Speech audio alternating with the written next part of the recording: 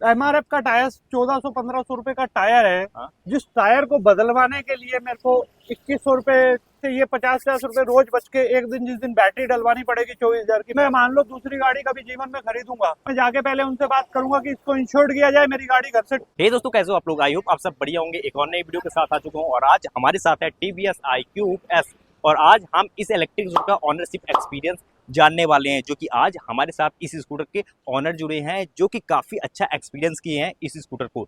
तो चलिए मैं बुलाना चाहूंगा इस स्कूटर के ऑनर। यदि आपने चैनल में पहली बार आए तो चैनल को सब्सक्राइब करें, वीडियो को लाइक करें और इस स्कूटर के बारे में रेंज, परफॉर्मेंस, टॉप स्पीड और आफ्टर सेल्स सर्विस कैसी है वो भी जानेंगे। तो दोस्तों अब मैं बुला चुका हूँ इस स्कूटर के ऑनर को, जो कि अमनदीप सर हैं, और आज हम इस सवाल करने वाले हैं। तो कैसे हैं अमनदीप सर?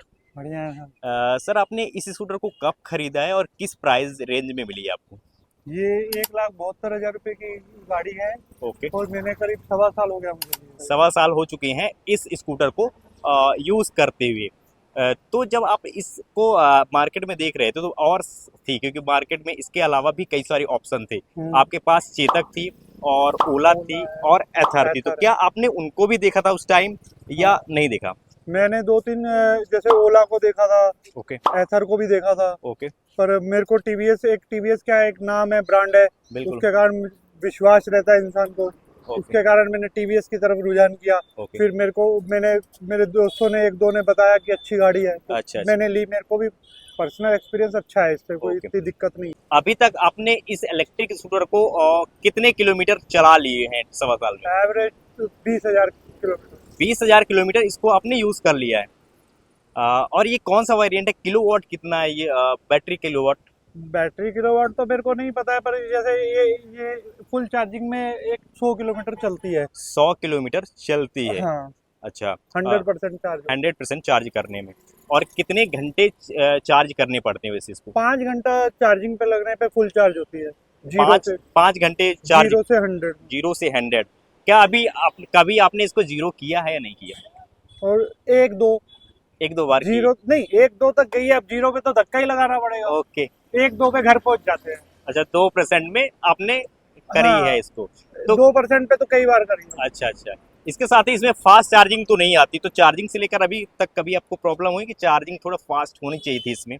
यार एक्चुअली क्या होता है, आदमी दिन भर काम कर लिया, अब रात को तो घर जाएगा, रात को गाड़ी चार्जिंग पे लगा दी, फुल चार्ज मिलेगी सुबह, तो ओ- 100 किलोमीटर एवरेज गाड़ी चलती नहीं है एक दिन में। ओके। इसमें कितने मोड्स आ जाते हैं? एक मोड मिलता है या कई सारे मोड से मिलते हैं आपको?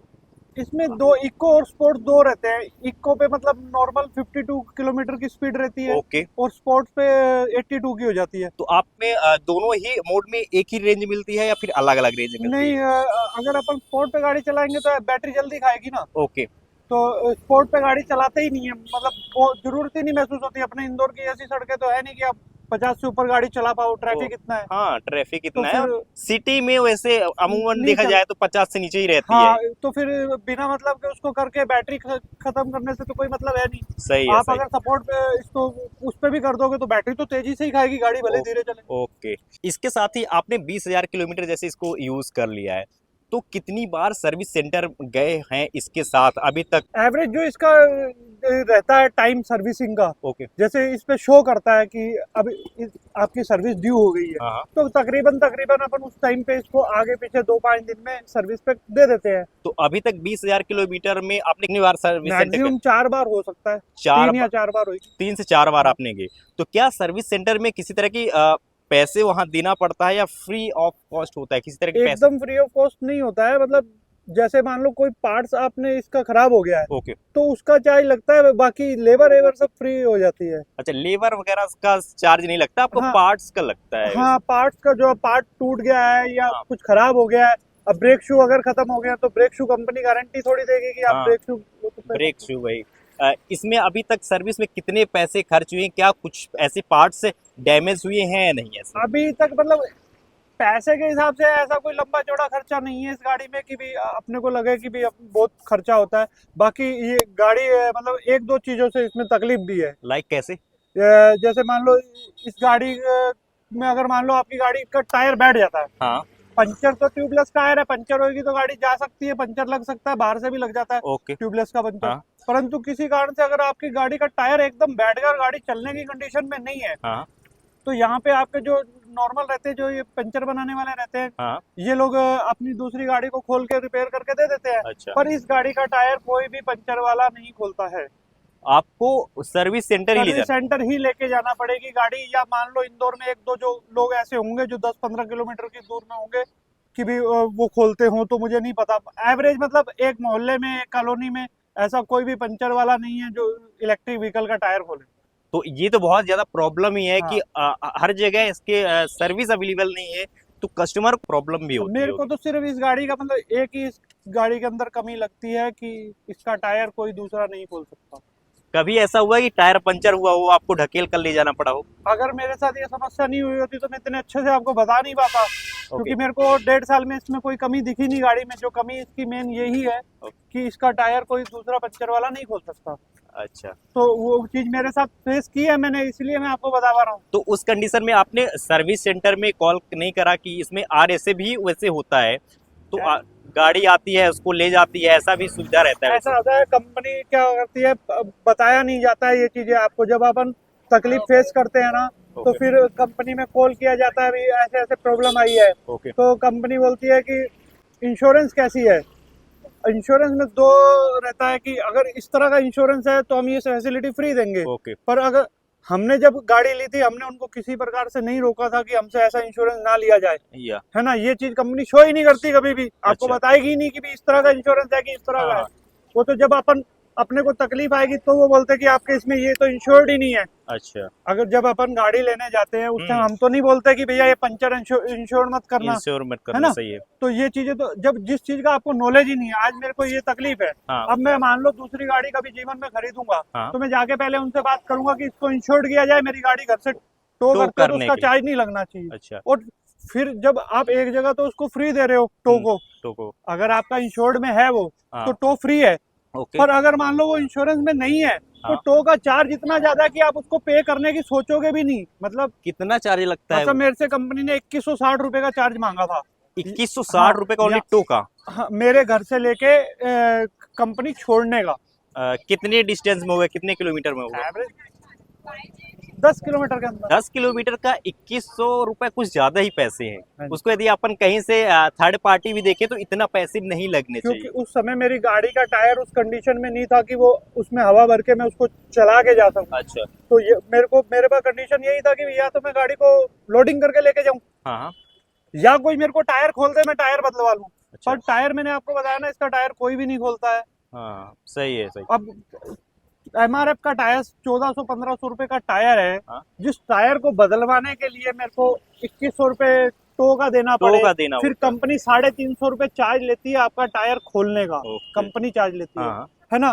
फिर 1500 के टायर का मैं 2400 रुपए इनको पे करूं, मेरे को वो चीज इसकी कंपनी की समझ नहीं आई। तो मतलब कि जिस चीज के लिए कस्टमर या आमतौर पर पब्लिक लेते हैं स्कूटर, वो है ही नहीं। मतलब कि जेब के पैसे बचाने के लिए आम पब्लिक लेती है इलेक्ट्रिक स्कूटर को, बट सर्विस देखी जाए इसकी या फिर कुछ पार्ट्स वगैरह देखा जाए तो बहुत ज्यादा कॉस्टली है या सर्विस कराना महंगा है इसका। देखो जिसके साथ जो चीज तकलीफ आती है ना, या उसको उसी का नॉलेज रहता है। सही है ना। तो मेरे साथ 1.25 साल में यही मात्र एक तकलीफ आई है, जिसकी वजह से मेरे को मतलब इस कंपनी मतलब मेरे को इलेक्ट्रिक व्हीकल में यही सबसे बड़ी कमी लगी है। अच्छा। और कंपनी के पास इसका कोई इलाज नहीं है अभी भी वही चल रहा है। भैया हिंदुस्तान में क्या जुगाड़ है। सही है। लोग बाग ये पंचर वाले सीख जाएंगे इसको खोलना, वो खोल दिया करेंगे, खोल देंगे। कंपनी के पास कोई इलाज नहीं है इसका। सही है।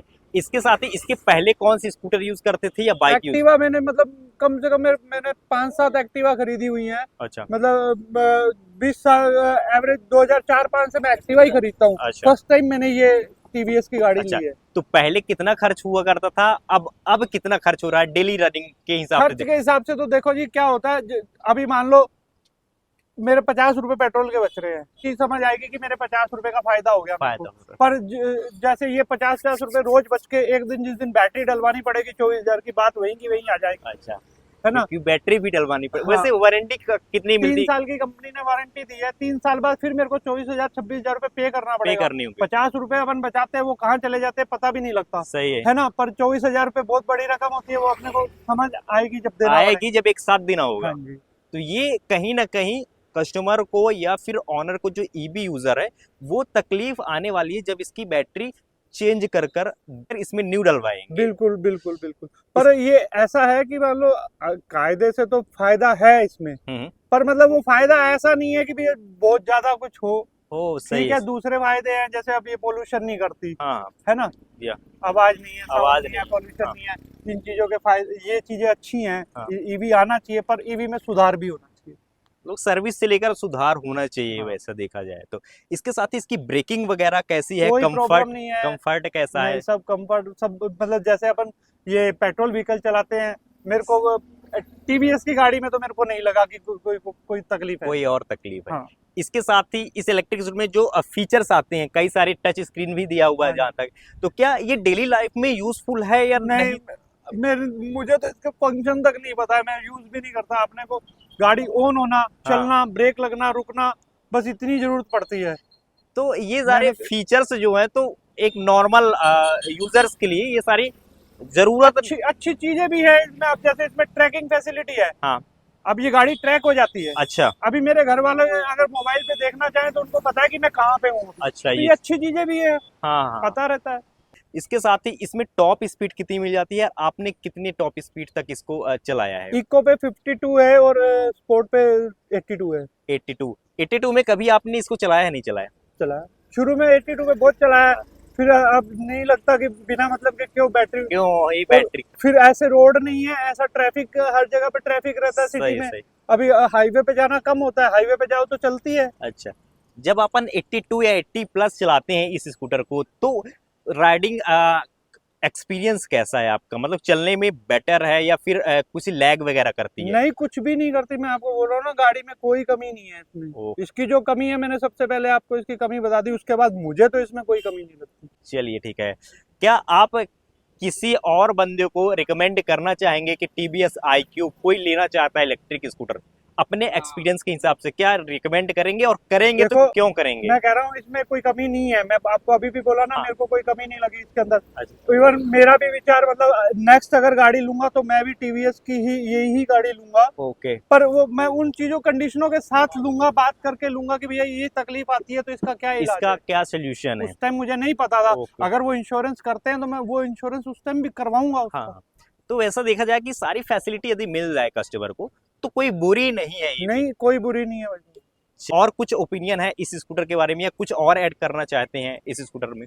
गाड़ी अच्छी है। अभी मेरे तो मेरा जो यार दोस्त पूछते हैं लेने के बारे में, तो मैंने तो सबको बोला भैया फॉल्ट बता देता हूँ कि ये तकलीफ रहेगी, ये तकलीफ कल को मेरे को नहीं बोलना कि तेरे को पता था क्या नहीं पता था। सही। ये तकलीफ जो मैंने फेस करी वो तो मैं बता सकता हूँ। बिल्कुल, मुझे पता नहीं है उसके बारे में मैं आपको क्या बता सकता हूँ। दिक्कत बारिश में चली है कभी स्कूटर या नहीं? 2 बारिशें हो गई ना, पिछली बारिश भी निकल गई, अब आधी ये भी चली गई। बारिश में तो ऐसे दिक्कत होती नहीं, कुछ भी नहीं होती इसमें। पानी वानी का जैसे अपन सोचते हैं इलेक्ट्रिक गाड़ी है, पानी में कुछ बंद हो जाएगी या कुछ हो जाए, ऐसा कुछ भी नहीं है। अच्छा, तो दोस्तों अभी आपने टीवीएस iQube S का ऑनरशिप एक्सपीरियंस सुना, जो कि ऑनर से ही डायरेक्ट मैंने पूछा है।